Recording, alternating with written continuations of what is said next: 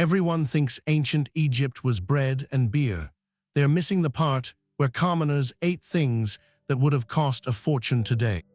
When we picture a day in the life of an Egyptian laborer, we imagine endless loaves and mugs of beer. It's become this shorthand, almost a joke. But the truth is far more textured, far more surprising. Beneath the monumental myths and the pharaoh's feasts, ordinary Egyptians, the ones who built the pyramids, worked the fields, lived in the dusty streets of Memphis. They ate in ways that reveal something profound about their ingenuity, their resourcefulness, and their relationship with a landscape that was both generous and unforgiving. Let's start with something that surprises most people: fish. The Nile wasn't just a highway, it was a pantry. Tilapia, catfish, mullet, these weren't luxury items. They were protein that swam right past your door. Workers and farmers would catch them using nets, hooks, even traps woven from papyrus reeds. Archaeological remains show fish bones scattered across worker settlements dating back thousands of years.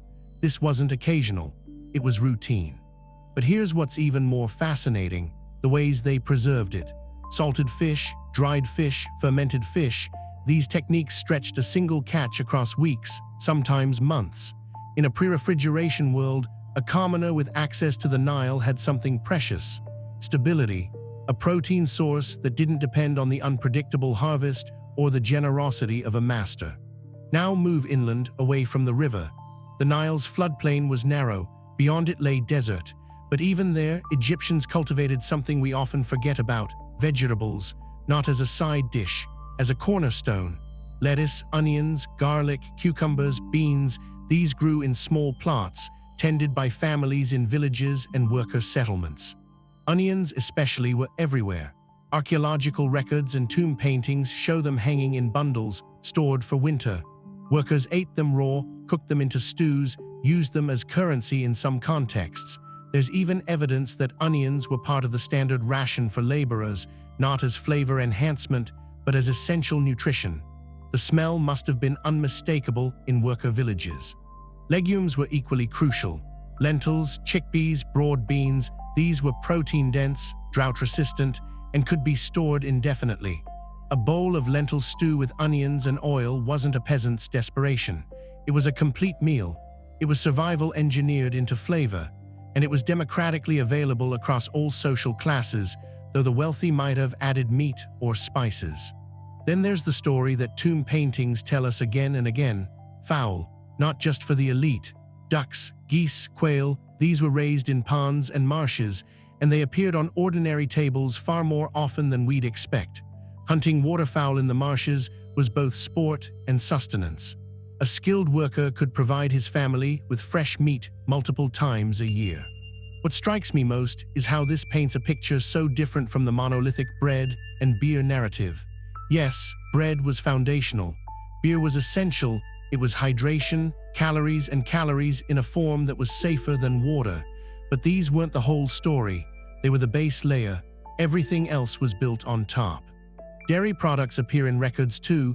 Cheese, mostly made from goat and sheep milk. In a hot climate, fermentation was survival. Cheese lasted.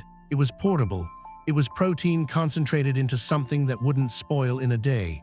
Workers on long projects, builders moving between sites, they carried cheese. It was practical. It was clever. And then there are the things we know less about.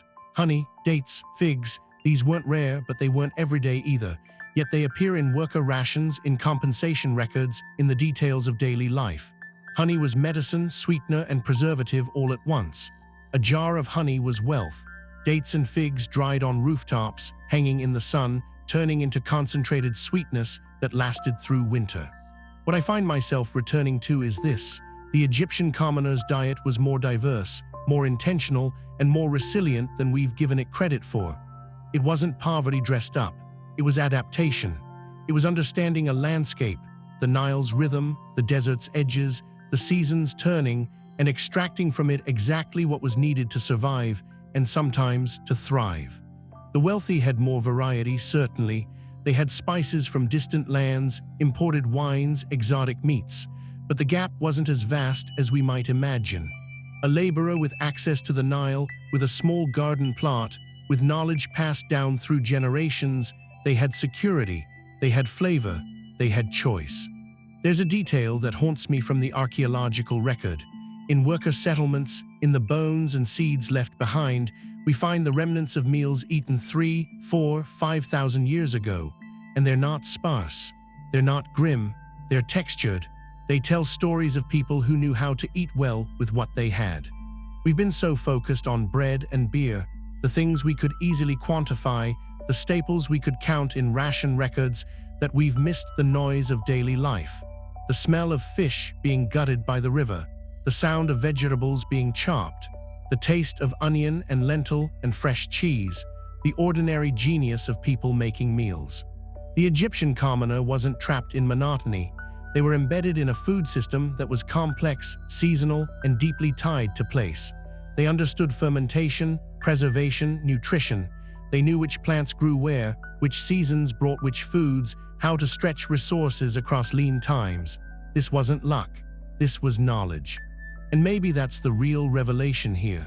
When we strip away the monumental narrative, the pyramids, the pharaohs, the eternal afterlife, and we look at what people actually ate, what they actually did with their hands and their time, we find something almost more impressive. We find resilience. We find adaptation. We find people. The next time you think of ancient Egypt, don't just imagine bread and beer. Imagine the salt on fish, the sharpness of garlic, the earthiness of lentils, the sweetness of dates. Imagine sitting by the Nile at dusk, eating a meal that your ancestors would recognize 3,000 years later. That's the Egypt that fed millions. That's the Egypt that endured. Subscribe so you don't miss the next forgotten story of how ordinary people actually lived.